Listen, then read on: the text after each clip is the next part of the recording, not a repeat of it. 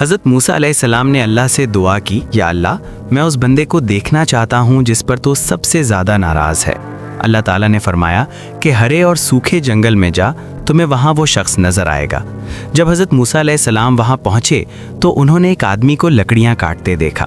حضرت موسیٰ کے دل میں خیال آیا کہ یہی وہ بدقسمت شخص ہے جس پر اللہ سب سے زیادہ ناراض ہے۔ اگلے دن حضرت موسیٰ نے پھر دعا کی، اے رب کریم، اب مجھے وہ بندہ دکھا جو تجھے سب سے زیادہ محبوب ہے۔ اللہ تعالیٰ نے پھر سے کہا کہ اسی جگہ جا۔ حکم دیا گیا۔ جب حضرت موسیٰ وہاں پہنچے تو وہ دیکھ کر حیران رہ گئے کہ وہی شخص دوبارہ وہاں موجود تھا۔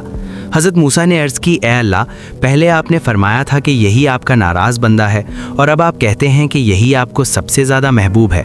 اللہ نے فرمایا، موسیٰ، جب تم کل وہاں سے واپس آئے تو اس شخص کا چھوٹا بچہ اس سے پوچھنے لگا، ابو جان، کیا اس درخت سے بھی کوئی چیز بڑی ہے؟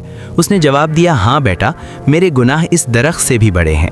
پھر بچے نے پوچھا، ابو، کیا آپ کے گناہوں سے بھی کوئی چیز بڑی ہے؟ یہ سن کر وہ شخص رونے لگا۔